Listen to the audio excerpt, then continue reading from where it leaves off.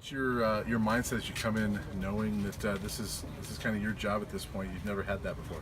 I mean, just come in and I'd look at it every way the same day since I got here. I mean, just come in and compete and just try to play the best football I possibly can for my team, and just hopefully we can get better as a unit.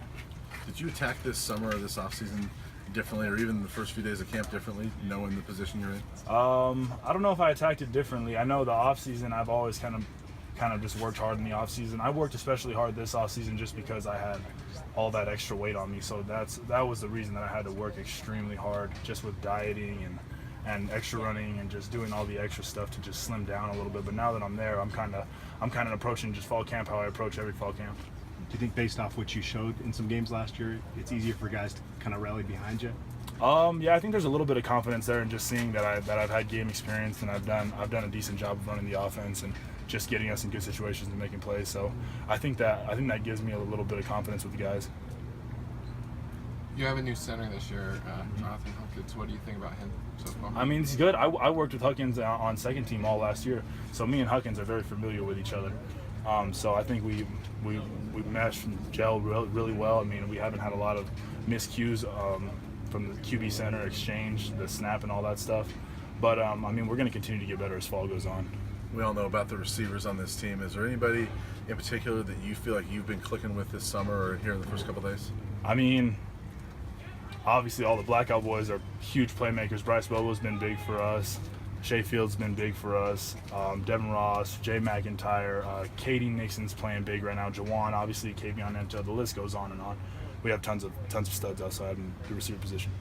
Still getting that chemistry going with Juwan Winfrey? Yeah, definitely throwing. I mean, Jawan, one thing about Jawan, he loves getting extra work. He's always texting, asking the quarterbacks, let's get extra throws, let's come in and do this and that. So he's been putting in work since really last fall camp. He's been preparing for this since last year. So it's no surprise that Jawan's doing extremely well just because of the work that he's put in the offseason just to get healthy alone, and then also keeping his hands and just the cleanliness of his routes, keeping it where they were last fall.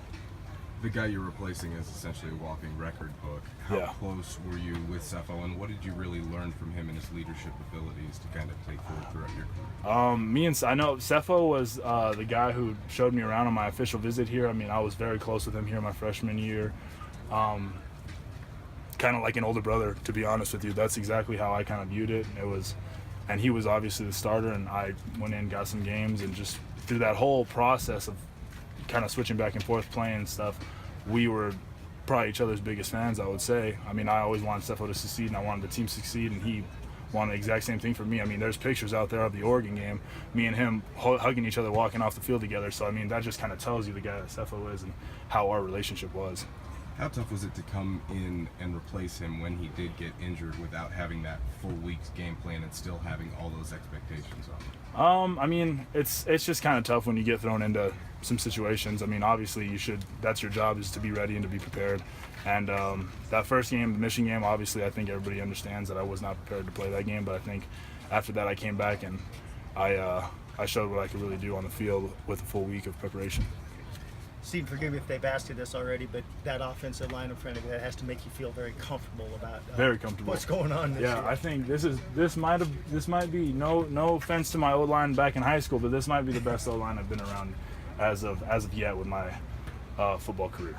Is it nice to have those veterans that can help you out, in situations, tell you what's going on and help you in those kind of things? Yes, definitely. That whole from center to the left side is all seniors. Huckins, Gico, and Jeremy Irwin.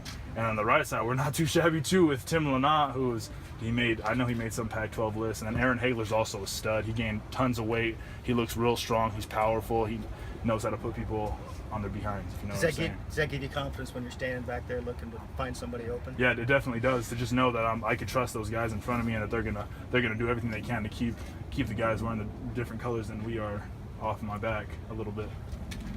How much easier does Phil Lindsay make your job, especially in terms of leadership?